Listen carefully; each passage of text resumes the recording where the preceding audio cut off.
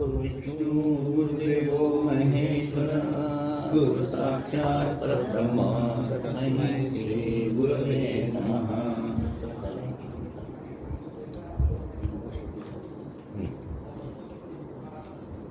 गेल्या बुधवारी पान क्रमांक 314 वरील पहिला पॅरा संपला होता.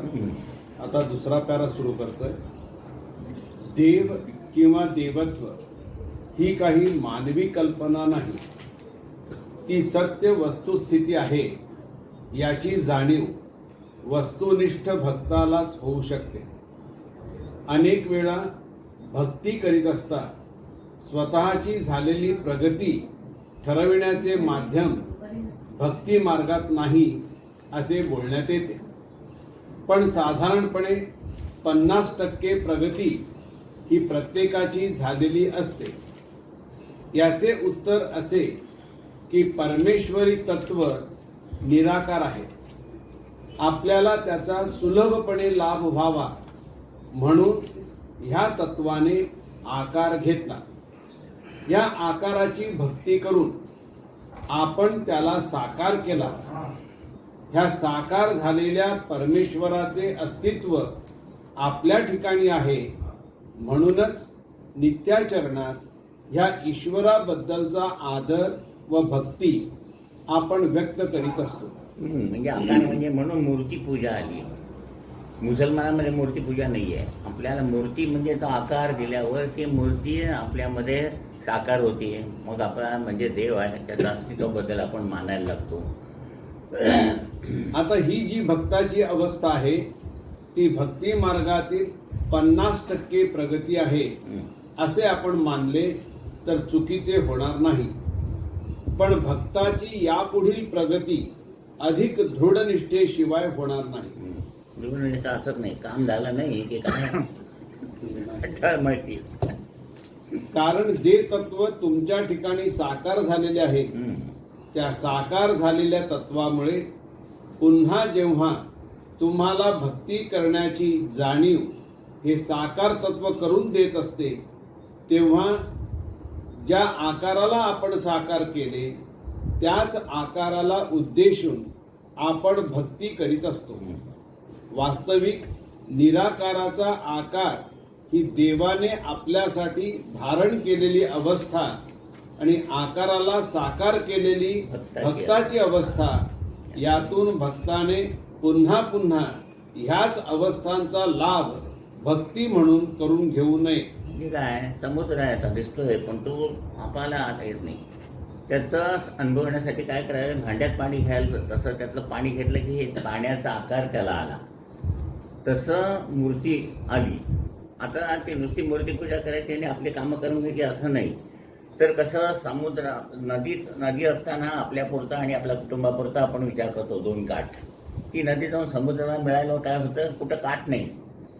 म्हणजे काय, संबंध विश्वामध्ये तुम्हाला सगळे अनंत ह्याच्यामध्ये सगळे आपल्यासारखे दिसायला लागतात देवासाठी. इथंपर्यंत जायचंय. पण काय संसारातून बाहेर पडलं तर तिकडे जाणार ना. कामं नाही झाली की डळमळत आहे म्हणून जाणार ते. पुन्हा पुन्हा त्याच अवस्थेचा लाभ भक्ती म्हणून करून घेऊ नये. माझे काम झाले की पुन्हा नवस करायचे, पुन्हा काम झाले की पुन्हा नवस करायचे. पुढील प्रगतीसाठी साकार झालेल्या निराकार तत्वाला आकारातून न पाहता, म्हणजे कामं झाली तर ह्याच्यात न पाहता निराकारात पाहण्याचे साधन प्राप्त केले पाहिजे. काय मला जे आलंय ना माझ्या भल्यासाठी आहे म्हणून पुढे जायचं. अवघड आहे फार. ह्या अवस्थेत परमेश्वराचे अस्तित्व हे मर्यादित न जाणवता अमर्याद जाणवते. तुकारामाची मागे गोष्ट सांगितली होती मी. तुकाराम म्हणजे इतकं त्यांचं विचार झालं होतं, मन सगळीकडे परमेश्वर दिसत होता. सगळीकडे कोणी सांगितलं आपण ते यात्रेला निघाले असताना काही भक्त सगळे रात्रीच्या वेळेला धर्मशाळेत उतरले आणि मग काही लोक पाणी प्यायला गेले तर त्या विहिरीमध्ये एक ब्रह्मराक्षस होता. तो आला की सगळ्यांना घाबरवायचा. सगळेजण पिऊन आले, घाबरले. पण परत आले. मग तुकाराम गेले शेवटी 2-2 वाजता. त्यांनाही तहान लागली म्हणून आणि गेले आणि असे पाणी पिणार तेवढा तर उभारला की तो असा म्हणत्यावरती आपण तो पण घाबरत असतो. पण तुकारामाची दृष्टी कशी होती, तुकाराम म्हणे परमेश्वर हे तुझं रूप मी आताच बघितलं. पळून गेलं. म्हणजे भूत आहे हे असं नाहीच त्यांना वाटलं. अशी आपली अवस्था व्हायला पाहिजे असं म्हणणं आहे त्यांचं. उदाहरणार्थ, जोपर्यंत एखादी नाव नदीच्या जलप्रवाहात जलविहार करीत असते तेव्हा नदीचा आकार 2 किनाऱ्यांनी भासतो. आपलं आणि आपलं कुटुंब 2च किनार बस. पण तीच नदी जेव्हा सागराशी एकरूप होते तेव्हा आपल्याला आपल्या सभोवार पाणी व आकाश हे अथांग दिसते. परमेश्वर नाही कुठे सांगा. फळ पिकलं त्यात रस कुठला आला, चव कुठली आली, फूल विकसित झालं त्यात सुगंध कुठला आला. आता मुकडत आहे. हा नॅचरल वारा नव्हे. तुम्ही बाहेर गेला होते तो नॅचरल वारा तर ते सगळंच वाटतं. म्हणजे शब्द, स्पर्श, रूप, रसगंध ह्या 5 तन्मात्रांनी परमेश्वर सगळीकडे निराकार अवस्थेमध्ये आहेत. त्याची जाणीव आपल्याला कळतंय पण होत नाही कोणी ते सांगितल्याशिवाय. पहिल्या अवस्थेत जरी आपण भक्ती ही ईश्वराला उद्देशून करीत असतो तरी साकार झालेल्या ईश्वरी तत्वात आपण स्वतःला सामावून घेऊ शकत नाही. पण ईश्वर मात्र भक्ताच्या ठिकाणी सामावलेला असतो. होय, तो आहे म्हणूनच सगळं पचन होत आहे, सगळं रक्ताभिसरण होत आहे. तुम्ही नाही मानलं तरी तो काम करतोच आहे की, आहे का नाही? तो असेपर्यंतच आपल्याला अस्तित्व आहे. तो असेपर्यंत डोळ्याला व्यवस्थित दिसतं, तो असेपर्यंत ऐकायला येतं. त्याचं अस्तित्व क्षीण व्हायला लागलं आणि गेल्यानंतर तर काहीच कळत नाही. पण ईश्वर मात्र भक्ताच्या ठिकाणी सामावलेला असतो. त्यामुळे साधकाला ईश्वराची पूर्णतः जाणीव न होता स्वतःच्या जीवनाची म्हणजे जन्म कर्म ऋणानुबंधाची जाणीव होत असते. ह्या जाणीवेमुळे कर्म परत्वे करावे लागणारे कर्तव्य व त्याच्या आड येणारे अडथळे याचाच विचार वारंवार होऊन साकार झालेल्या ईश्वरी तत्वाबद्दल आवश्यक ती निष्ठा वाढीस लागत नाही. यामुळे पहिल्या अवस्थेत झालेली प्रगती ही पुढे स्थिरपणे ह्या देहातून सुलभपणे कार्य करू शकत नाही.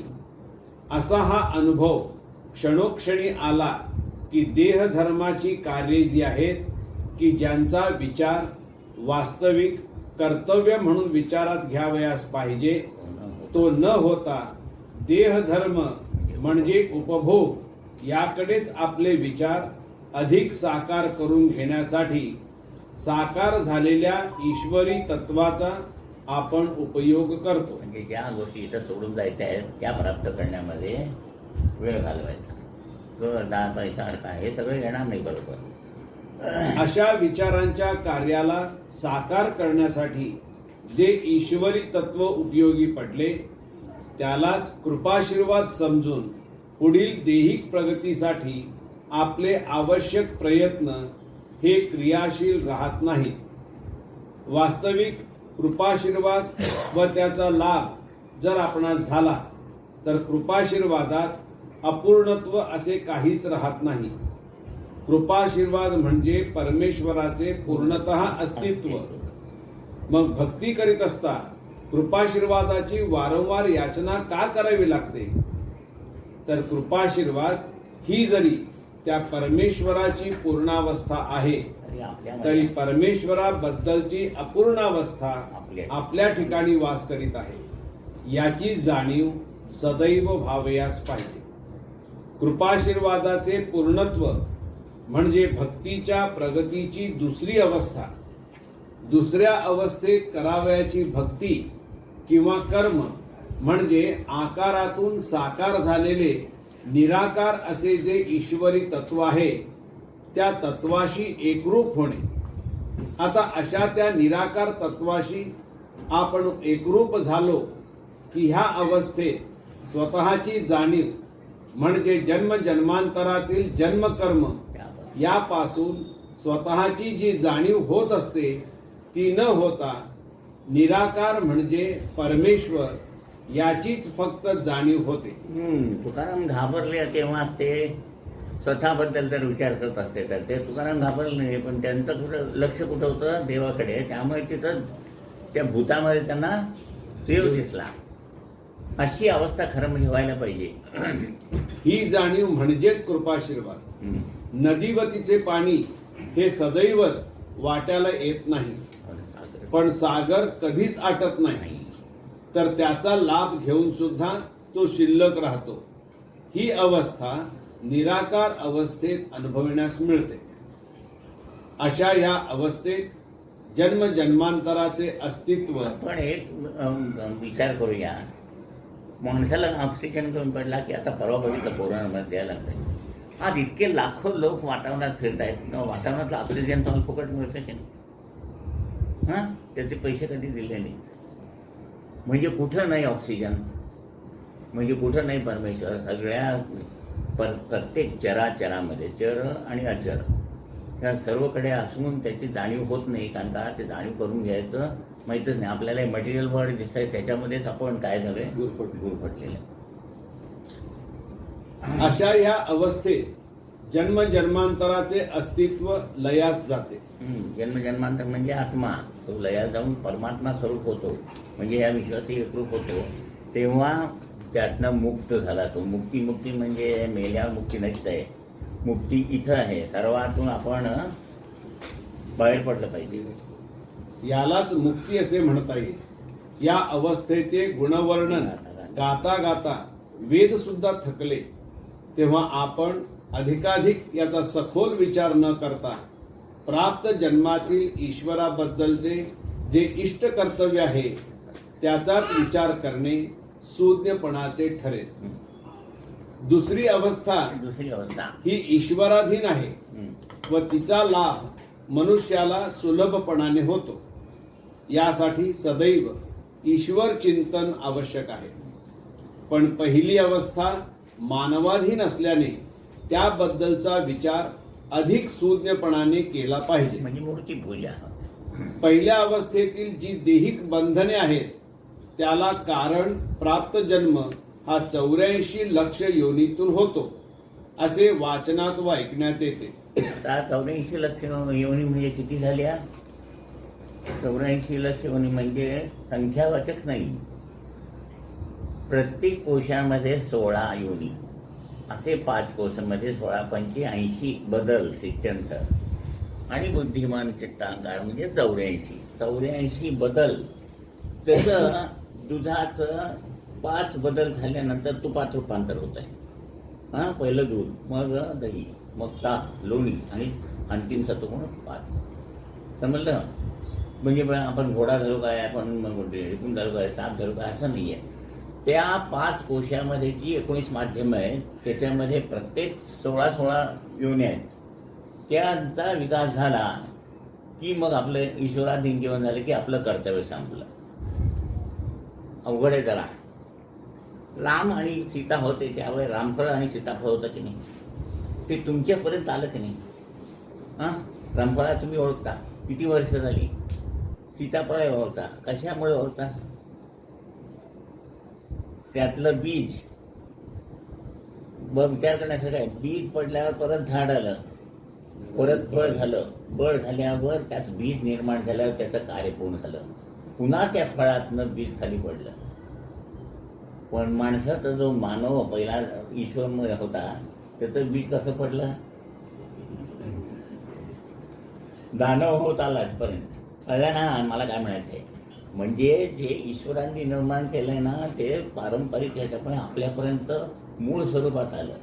पण आपलं मूळ स्वरूप बदलून जे ईश्वराधीन होतं, पहिला मनुष्य त्याची आकृती देवासारखीच होती, पण कृती काय केली? वैसारखी केली. म्हणून तो काय झालं? ईश्वराचा दानव झाला. समजतं ना? का झाला? तर त्याला एक बुद्धी दिली म्हणून. बाकीच्या प्राण्याला बुद्धी नाही आहे म्हणजे ते देवाच्या बुद्धीने चालतात, आपण आपल्या बुद्धीने चालतो. 84 लक्ष हा शब्द खरोखर संख्यावाचक आहे काय? हा, म्हणजे 84 लक्ष योनी आहेत का? आता नाही. मानवी जन्मापर्यंत ह्या पंचभौतिक देहाला मानवी देह प्राप्त होण्यासाठी 84 स्थित्यंतरातून जावे लागते. हा, दुधाला तुपापर्यंत जायला 5 स्थित्यंतरातून जावं लागतं, तसं त्या जीवाला मनुष्य जन्मापर्यंत येण्यासाठी 84 स्थित्यंतरातून जावं लागतं. एवढं सापडेल सोपं. प्रत्येक स्थित्यंतरातील पूर्णत्व म्हणजे म्हणजे एक योनी याप्रमाणे 80 वेळा हा, 80. ह्या पंचतत्वांचे स्थित्यंतर होते. 16 प्रत्येक कोशात म्हणजे 16×85 प्लस बुद्धी मन चित्त अहंकार म्हणजे 4 असे 84. व मानवी जन्म प्राप्त होतो. आता हा प्राप्त झालेला मानवी देह पंचकोशानी म्हणजे अन्नमय, प्राणमय, मनोमय, विज्ञानमय, आनंदमय या कोशांनी परिपूर्ण आहे. प्रथमतः 80 योनीतून स्थित्यंतर होत असता या प्रत्येक योनी अन्नमय कोश हा प्रधान होता. पण आता मानवी जन्म प्राप्त झाल्यावर प्रत्येक योनीत जन्मलेला पंचभौतिक देह हा विकसित होत असता त्यांनी या 5ही कोशांचे पूर्णत्व स्वतःच्या ठिकाणी प्राप्त करून घेतले. म्हणजे पहिल्यांदा फक्त अन्नमय कोश प्रधान होता, नुसतं खाणं. मानवी जन्म प्राप्त झाल्यावर 5 कोशांचं पूर्णत्व प्राप्त झाला. मग त्याला बुद्धी मन चित्त आणि अहंकार हे सगळं प्राप्त झालं. त्याचा विकास करायचा आहे, देहाचा विकास करायचा नाही आहे. बुद्धीची विकसित अवस्था म्हणजे मन, मनाची विकसित अवस्था म्हणजे चित्त, चित्ताची जर तुम्ही प्रयत्न बरोबर केला नसेल तर अहंकार, पण गुरुनी सांगितल्यामुळे केलं तर अहमाकार म्हणजे देवासारखं व्हायचं. त्यामुळे ज्या योनींचे स्थित्यंतर झाले त्या 80 पेशी आज मानवी जन्मात ह्या पंचकोशाशी संबंधित आहेत. अशा ह्या प्रत्येक कोशाशी निगडीत असणाऱ्या 16 पेशी प्रत्येक कोश म्हणजे पंचमहाभूत तत्वे, पंचकर्मेंद्रिये, पंचज्ञानेंद्रिये व बुद्धी म्हणजे 16 झाली. ह्या सर्वांचे जे कार्य आहे त्यालाच मानवी जीवन असे म्हणतात. अशा ह्या मानवी जीवनात विचार आणि विकार यांचे जे कार्य सदैव चालू आहे याला कारण म्हणजे या 80 अवस्थेतील स्थित्यंतर परत्वे राहिलेली कोशांची अपूर्णता. विकार हा जो शरीर धर्म आहे तो 80 अवस्थेतही कार्य करीत होता. चांगले विचार येतच नाही, विकार जास्त असतात. त्यामुळे आजही जीवनात विचार करण्यापूर्वी विकाराचे प्राबल्य अधिक दिसते. विचार व्यक्त करणे किंवा साकार करणे ही अवस्था मानवी जन्मात प्राप्त झालेली असल्याने विचारांना दृढ ठेवणे कठीण जाते. आपले ह्याच्यापेक्षा पहिल्या म्हणजे तर म्हशीना बैलांना विचार आहे का? विचार असता तर ते शेतात जाताना स्ट्राईक करून गेले असते, नाही उद्यापासून जायचंच नाही. असं काही होत नाही आहे. म्हणजे त्यांना बुद्धी नाहीच आहे, ती देवाच्या बुद्धीनेच चालणार. माणसाला बुद्धी दिली दिली म्हणतो कधी सरळ चालतच नाही, कारण का सगळे दोषच आणलेले आहेत. त्याला मुद्दाम प्रयत्न करून विकास करून घेतल्यानंतर मग विचार येणार. प्राप्त जन्म व्यतीत करीत असता अन्नमय कोश, प्राणमय कोश व मनोमय कोश यांचा धर्म विकार आणि मनोमय कोश, विज्ञानमय कोश व आनंदमय कोश यांचा धर्म सुविचार निर्माण करणे असे असताना फक्त विचार करणे इतकेच कार्य मनोमय कोश करीत आहे. त्यामुळे साधक अवस्थेतील ज्या 2 अवस्था आपण वर विचारात घेतल्या त्यापैकी पहिली अवस्था मानवाधीन आहे असे म्हटले. पुढची पूजा याचा अर्थ 80 योनीतील स्थित्यंतर परत्वे राहिलेली अंशमात्र तत्वे ही मानव रूप झालेली नाही. त्यामुळे साकार झालेले ईश्वरी तत्व निराकार तत्वाशी एकरूप होण्यात अडथळा निर्माण होतो.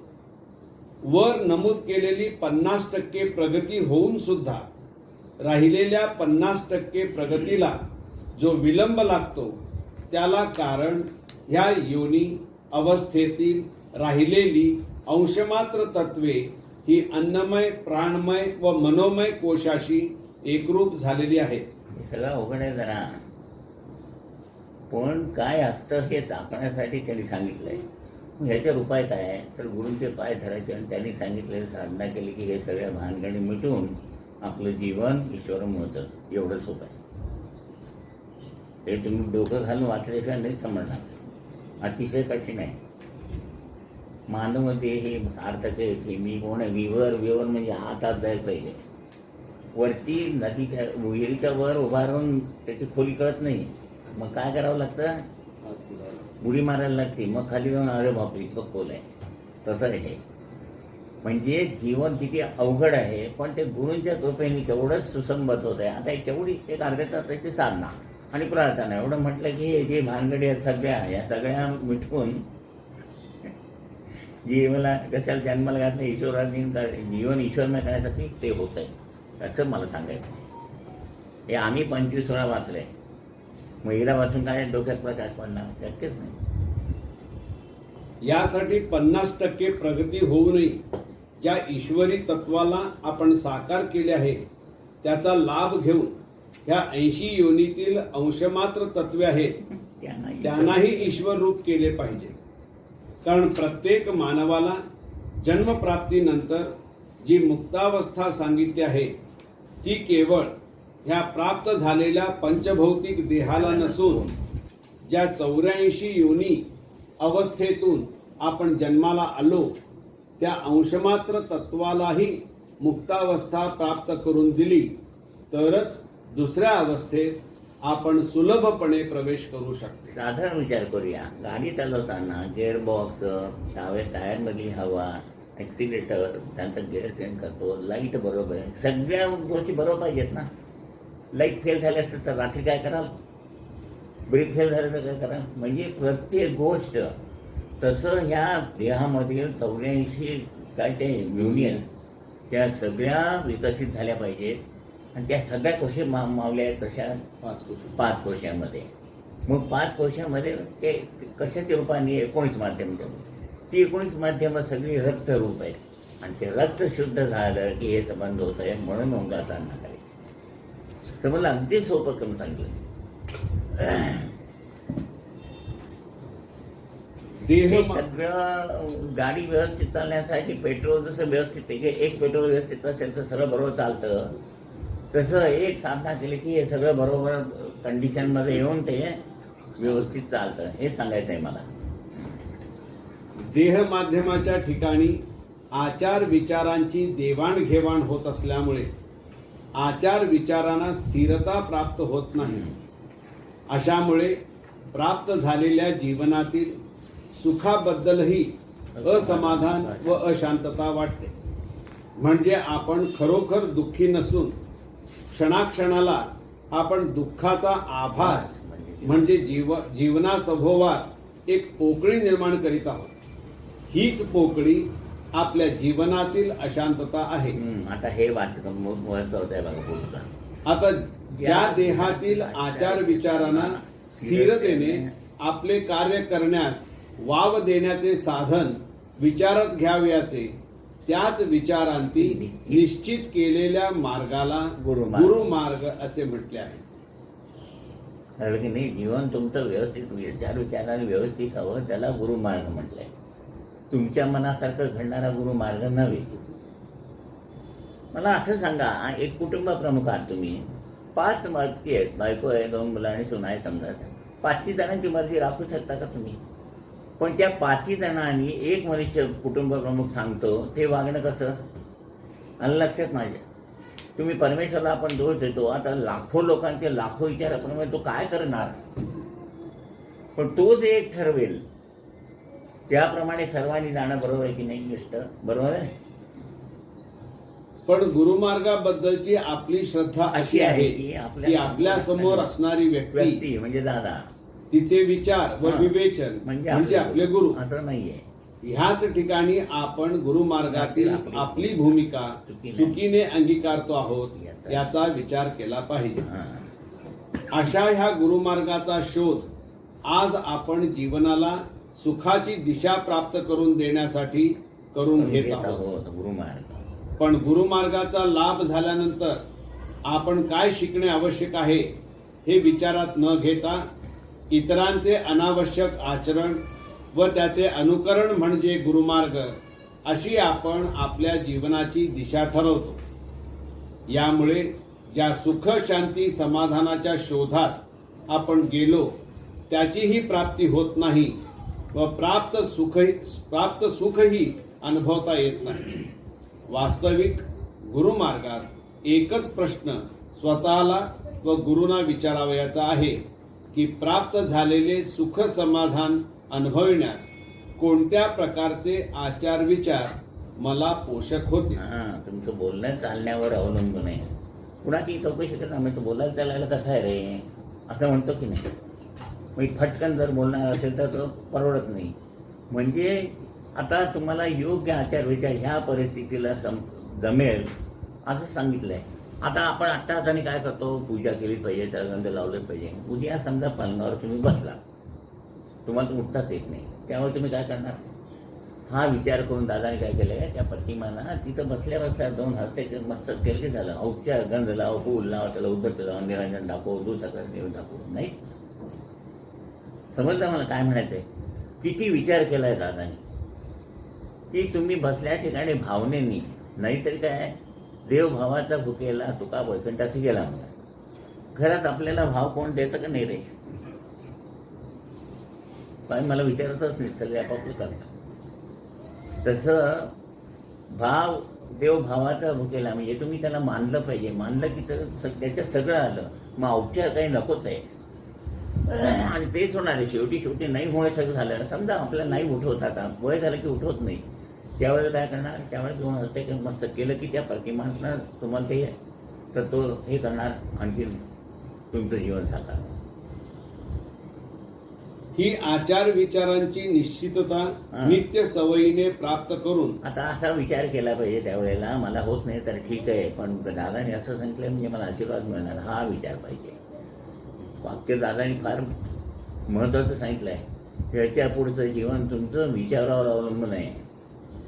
तुम्ही विचाराने माझं काय होणार नाही, कल्याण होणारं दादांच्या कृपेने म्हणाला दादा व्हाल. माझं काय होणार, पहिले जसे होतात तसे होणार. काय उपचार जोपर्यंत होतं, औपचार तोवर ठीक आहे. ज्या वेळेला होणार नाही त्यावेळेला मला सगळं दिलंय म्हणून समाधानाने बसायचं. ही आचार विचारांची निश्चितता नित्य सवयीने प्राप्त करून प्राप्त सुखात आनंद मानणे, प्राप्त परिस्थितीमध्ये आनंद मानणे, यालाच गुरुदीक्षा किंवा अनुग्रह असे म्हणतात. बदल काय झाला, पहिल्यांदा प्रत्येक गोष्टीला चिडचिड होत होती, पण आता हे त्याला ऍडजस्टमेंट. हा जो बदल फार अवघडच आहे. इतका हा सुलभ असा गुरु शिष्यांचा सुखसंवाद असताना हा गुरुमार्ग अधिक बिकट असा जर कोणी केला असेल तर ज्या व्यक्तींना गुरुपदाची जबाबदारी समजली नाही त्यांनी, अशा व्यक्तींनी समाजामध्ये देवाधर्माचे अवडंबर माजविले आहे.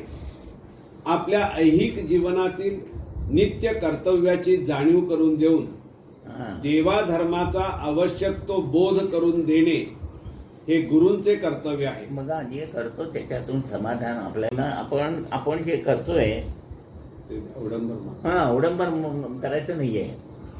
ज्याच्यानी तुम्हालाही समाधान झालं पाहिजे आणि लोकांनाही समाधान झालं पाहिजे. आज आपण सगळे शांता करतो, ते सगळे शांत बसून येतात, ते मला इतकं बरं वाटतं ऐकायला. अर्धा तास ते समोरच्या बाई म्हणून येऊन बसायला लागल्या. म्हणजे आपल्या मार्गात असं न बोलता जे येऊन त्याच्यात सामावतात, म्हणजे त्यांना काहीतरी बरं वाटतं, असं काहीतरी केलं पाहिजे. आपल्या ऐहिक जीवनातील नित्य कर्तव्याची जाणीव करून देऊन देवाधर्माचा आवश्यक तो बोध करून देणे, तेवढाच बोध. अनावश्यक म्हणजे भय भरण्यासाठी हे करायचं नाही, हे गुरूंचे कर्तव्य आहे. पण जर गुरूंनाच आपल्या कर्तव्याची जाणीव नसेल तर बाह्यांगी गुरुमार्गाचा देखावा हाच परमार्थ प्राप्तीचा मार्ग आहे असे भासवावे लागते.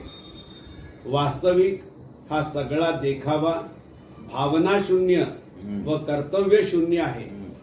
कारण भावना व ती व्यक्त करण्यासाठी करावे लागणारे कर्तव्य हे इतरांच्या अनुकरणातून शिकण्याचे प्रयोजन नाही. ह्या दोन्ही अवस्था मानवाचा सहज धर्म आहे. असा हा सहज धर्म कार्यार्थ योग्य ठिकाणी लागावा ह्या कर्तव्यास सत्कर्म असे म्हणतात. आरती, पारायण, नामस्मरण, पूजा अर्चा आदी जे आपण करतो व ज्याला आपण पारमार्थिक कर्तव्य म्हणून संबोधतो, हे कर्तव्य पारमार्थिक नसून ही एक स्वतःची इच्छा नसताना कोणाच्या तरी इच्छेसाठी स्वतःवर लादून घेतलेले बंधन आहे. आता आज काय झालं, आम्ही सगळी पूजेची तयारी करून भांडी घासून हे करून ते करून सगळे फोटो हातात लावून पुसून लावून पूजन अमावस्येचं अनुष्ठान लावायचं राहिलं. पण नंतर सांगते पुन्हा बाबा आज अनुष्ठान लावायचं तुला राहू दे, काय नाही. आम्ही काय गप्पा मारत चैनी करत नव्हतो, देवातच करत होतो. म्हणजे हे सांभाळायचं आहे. हां अनुष्ठान राहिलं मग गोंधळ करून सगळा घरावर ओरडा टाकून सगळ्यांचा हे आपण दादांच्याकडे बघितलंय.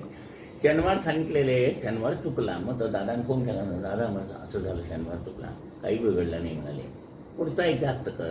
हे कसं उत्तर, शनिवार चुकला मेला चुकला.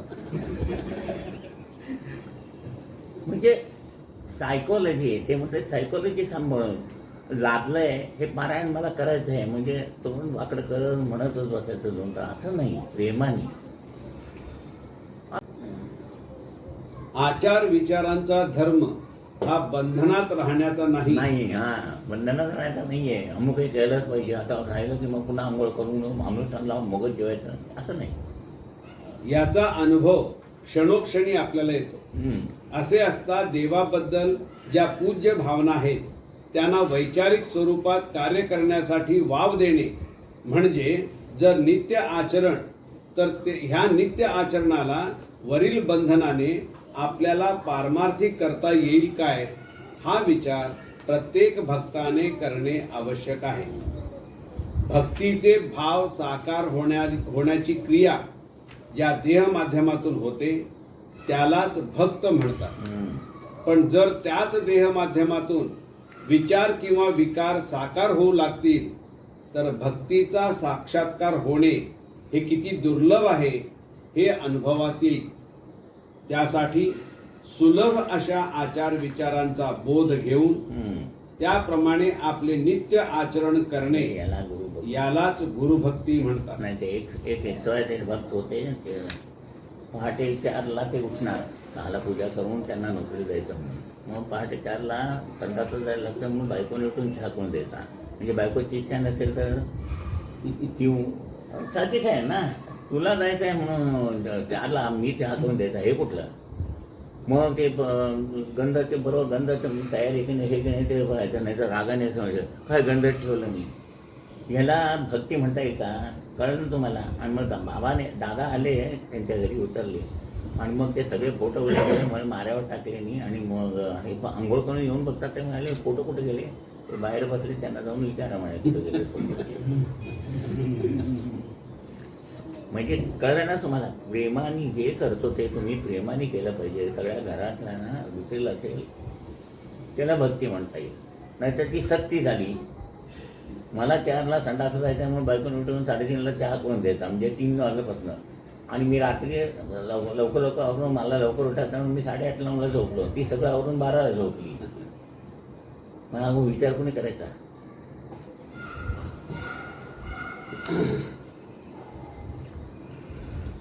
पण आज आपण ही सवय लावून न घेता व्यक्तिपूजनाचे महत्व अधिक मानतो. त्यामुळे जे आचार विचार गुरुरूप होणे आवश्यक आहे त्याचे मूल्य कमी होते.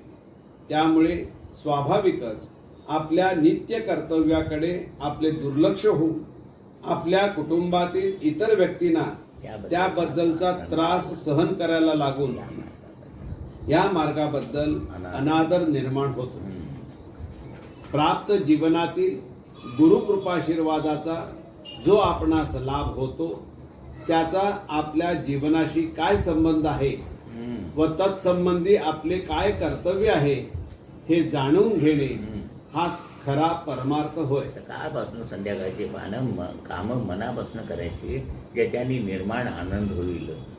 आणि असं घरात वातावरण निर्माण करायचं म्हणून झालं पदोपदी अपार झाल्या पुण्याच्या रशी. म्हणजे प्रत्येक काम करत असताना त्यातनं आनंद निर्माण होईल. ते काम व्यवस्थित केलं ते लोकांना त्याचा त्रास होणार नाही. अशा तऱ्हेने दिवसभर करायचं की घरच काय होतं, एक तीर्थ होऊन जातं. मग पदोपदी अपार झाल्या पुण्याच्या रशी सर्वही तीर्थे घडली आम्हा आधी करून काशी. त्या घरामध्ये सगळीकडे आनंदी आनंदच असतो. म्हणजे काशीला जायला नको, घर मध्ये गोंधळ करायचा आणि देवळात जाऊन बसायचं. मग तिथे सुद्धा काय ते घंटा वाजून लोक एकमेकाला ढकलत असतात. म्हणजे काय घरात ना आलो आणि इथं काय बघितलं तेच. समजलं ना.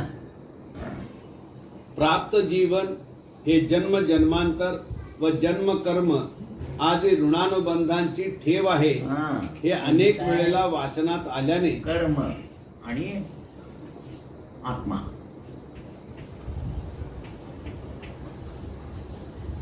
परलोकात कर्म आणि आत्मा दोनच. जन्मकर्म आणि जन्मांतर.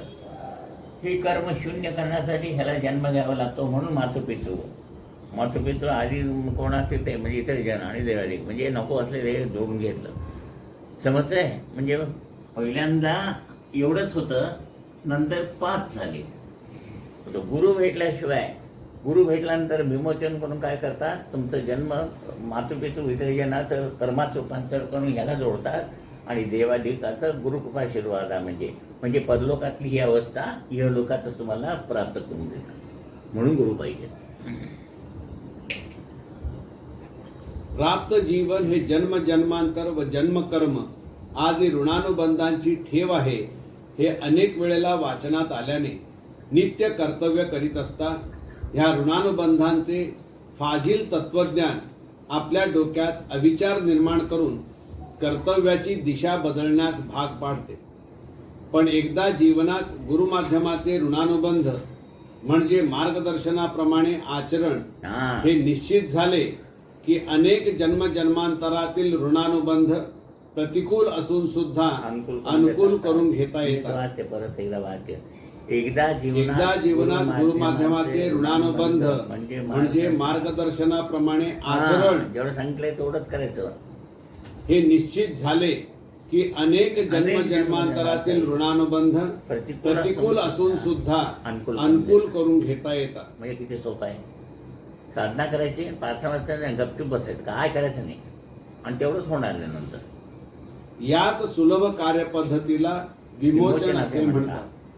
वास्तविक विमोचन म्हटले की तीर्थयात्रा, देवधर्म, दानधर्म, व्रतवैकल्ये आदी विषय आपल्या समोर उभे राहतात. हे सर्व करणे म्हणजे सत्कर्म करण्याची सहज प्रवृत्ती निर्माण करणे व त्याप्रमाणे आचरण करणे असा अर्थ होतो. तरी सुद्धा निश्चितपणाने ह्या मार्गाचा अवलंब करून आपण आवश्यक ते सुख मिळवू शकत नाही. यासाठी ज्या कृपाशीर्वादाची प्राप्ती करून घेण्यासाठी मार्गदर्शन झाले आहे त्या मार्गाने आपले आचार विचार पोषक करणे हे आपले कर्तव्य जर आपण विसरलो तर कृपाशीर्वादाचा लाभ म्हणजे काय याचा बोध होणार नाही. वरील विवेचनावरून सूज्ञ भक्तांना असे समजून येईल की पारमार्थिक मार्ग व पारमार्थिक आचरण हे ऐहिक मार्गापासून भिन्न नाही. सकाळपासून संध्याकाळपर्यंत काहीतरी काम विचित्र करून ठेवायची. मग बायको रागवली असती, मुलं वैतागली असतात आणि संध्याकाळी आरतीला बसायचं. त्यावेळेला लक्ष लागेल का? हे म्हणायचं आहे त्यांना की दिवसभर सगळं समाधान असेल तर तिथे बसल्यावर तुम्हाला आरती करायची गरजच नाही आहे. प्रत्येक गोष्ट पदोपदी प्रत्येक गोष्ट व्यवस्थित करायची, मनापासून करायची. काया वाचा मन एक झालं की लगेच पुण्यकर्म निर्माण झालं. काया वाचा एक मन झालं की लगेच पुण्य निर्माण झालं. ते श्वासावर धारण झालं. सगळं पॉझिटिव्ह झालं की विचार बदलले, एकदम शांतता. तिथे सोपं आहे. उलट ऐहिक मार्ग किंवा ऐहिक कर्तव्य पारमार्थिक मार्ग व पारमार्थिक आचरण हे ऐहिक मार्गापासून भिन्न नाही. ऐहिक मार्गातील प्रत्येक कर्म व्यवस्थित केलं की तेच परमार्थ. मी तेच म्हटलं, प्रपंच आणि परमार्थ एका नाण्याच्या 2 बाजू आहेत. प्रत्येक गोष्ट समाधान केली आहे. प्रत्येक गोष्ट व्यवस्थित केल्यावर त्यातलं जे समाधान लाभतं म्हणजे परमार्थ. मी उदाहरण दिलं, लाईटचं बिल भरायचं नाही, मग लाईट कट करून गेला आणि 8-8 दिवस घरात लाईट नाही म्हणून गोंधळ झाला. म्हणजे कर्तव्य बरोबर झालं का? मग गोंधळ झाला, मग समाधान गेलं. ऐहिक मार्ग किंवा ऐहिक कर्तव्य हे पूर्वजन्मीच्या अनेक कर्तव्यांची पूर्तता करण्यासाठी प्राप्त झालेले जीवन आहे. अशा ह्या दैहिक जीवनातील इष्ट कर्तव्यांची पूर्तता पूर्णत्वाने करणे म्हणजे म्हणजेच पारमार्थिक कर्तव्य होय. हा. असे कर्तव्य पूर्णत्वाला नेण्यासाठी आपल्या आचार विचारांना निश्चितता व सदृढता प्राप्त व्हावी म्हणून गुरुमार्गाचा अवलंब करणे अत्यावश्यक आहे. आवश्यक आहे म्हणून तिथं लिहिलंय आजचे कर्म कर्तव्य म्हणून पार पडू दे. किती बरोबर मॅचिंग आहे बघा. ते राहिलं या जन्मातलं कर्तव्य राहिलं. आपण कोणाचं वाईट काय केलं नाही, पण या जन्मातलं कर्तव्य राहिलं ते पुढच्या जन्माला भोग म्हणून येतं. आणि कसं ते कर्तव्य करायचं ते कळत नाही, म्हणून गुरुने सांगितलं पण करायला की ते कर्तव्य कर्म कर्तव्य म्हणून पार पडतं. म्हणून सकाळी उठले की तशी प्रार्थना करायची आणि आपलं कर्म करत राहायचं. ते कर्तव्य म्हणून पार पडतंय. सोपं आहे की नाही? पण अशा कर्तव्याची ओळख आपणास यथोचितपणे न होण्याने नानाविध देवता, भिन्नाभिन्न पूजा अर्चा आदींचा समावेश जीवनामध्ये करून आपण बहुमोल अशा जीवनाचा अपव्यय करतो. एका 5 माणसांचं आपल्या बरोबर एक 5 मित्र असेल तर सर्वांची सारखं जमत नाही. प्रत्येकाच्या व्हायब्रेशन वेगळ्या. एकाची खूप जमतं, होय का नाही? हा अनुभव आहे. तसं तुम्ही 50-60 देवता जमवला तर त्यांच्या आणि तुमचे व्हायब्रेशन मॅच होत नाही. आता ऋषीमुनीने अभ्यास करून तुमच्या त्या देवतेच्या ज्या मॅच होतात म्हणून त्या देशाच्या लोकांना कुलस्वामी नैवेद्य दिली वेगळी, ब्राह्मणांनी ह्यांना दिली, मराठ्यांना ते वेगळी. म्हणजे त्या कुलस्वामींचे त्या कुटुंबाला व्हायब्रेशन मॅच होऊन त्यांचं जीवन विकसित व्हावं. समजलं? इतका अभ्यास केलाय. आता तुम्हाला दिलेली देवी सोडायची आणि लवकर पावतं म्हणून गणपतीला जायचं. गणपतीने तुमच्या व्हायब्रेशन मॅच होत नाही. समजलं ना तुम्हाला? म्हणजे देव बदललात आणि तुमच्या व्हायब्रेशन मॅच होतच नाही. म्हणून तुम्हाला जी कुलस्वामींनी तुमच्या कुटुंबाला दिली आणि कुलस्वामी दिलाय त्याचं तुम्ही व्यवस्थित करायला लागल्यावर योग्य वेळी त्या गुरु गाठ घालून देतात आणि तुमच्या जीवनाचं सार्थक व्हावं अशी तरतूद ऋषीमुनींनी केली आहे. पण आपल्याला प्रत्येक गोष्टीची घाई झाली आहे म्हणून आपण देव बदलतो आणि पर्यायाने आपलं नुकसान आपणच करतो. वास्तविक ऐहिक कर्तव्याची पूर्तता करण्यासाठी ज्या पारमार्थिक जीवनाचा किंवा कृपाशीर्वादाचा लाभ आपणास जोडावयाचा आहे ते साधन अगदी सुलभ असून ते करण्यास अधिक वेळ खर्च होणार नाही. अशानेच तुम्ही खरी भावना आपल्या मनाच्या ठिकाणी निर्माण करू शकता. आज 2 तासाचं काहीतरी करायला सांगितलं तर कंटाळा झाला. सकाळच्या अर्ध्या तास साधीचा कंटाळा येतो का? खरं सांगा. कधी आपण उठतो आणि कधी संध्या करतो असं साधन पाहिजे.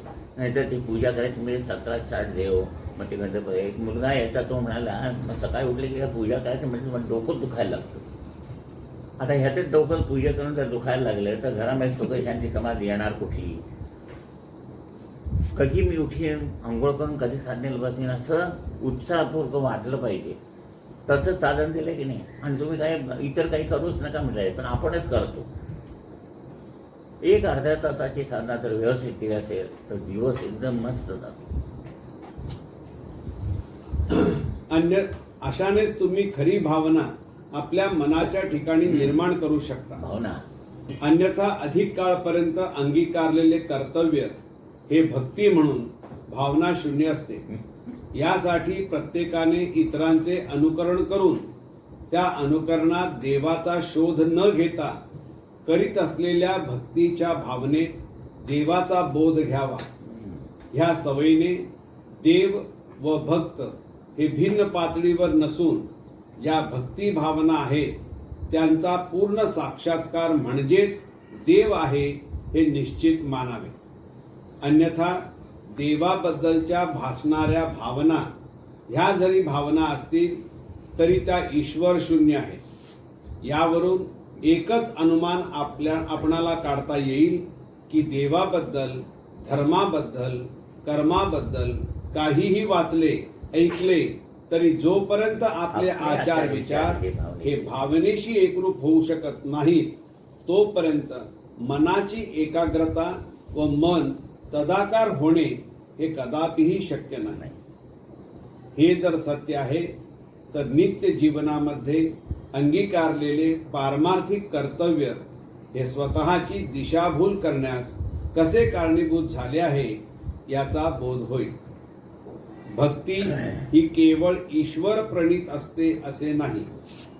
जीवनातील कोणत्याही एखाद्या विषयाबद्दल तळमळ व त्या विषयाचे निरंतर स्मरण म्हणजे सुद्धा भक्तीच होय. म्हणजे भावनात्मक आचार विचारांचे पूर्णत्व ज्या क्रियात्मक भावनेतून होते त्यालाच भक्ती म्हणून संबोधतात.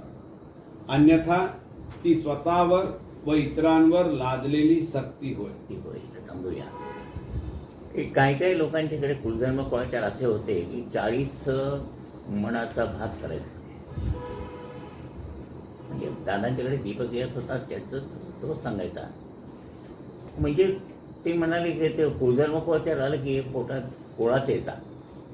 पण रेशन ते तांदूळ आणायचे, मुलांना भात घालायचा नाही, ते तांदूळ जपून ठेवायचे 40 किलो किंवा काय असेल. म्हणजे ते एखादं मनावर दडपण, रात्रंदिवस तेलाचा दिवा लावायचा, मग तेल जमा करायचं, मग ते पानचं मिळतं का बघायचं. म्हणजे समजलं तुम्हाला मला काय म्हणायचं. म्हणजे ते काहीतरी अवघड लागलेलं आणि ते मनाच्या विरुद्ध ते केलंच पाहिजे म्हणून करायचं. त्यातनं सगळं दादा म्हणे हे सगळं बंद करा, हे काहीही करायचं नाही आहे. सकाळ संध्याकाळ साधूक तुपाचं निरंजन लावायचं आणि प्रसन्न मनाने करायचं. सच्चिदानंद सद्गुरू साईनाथ.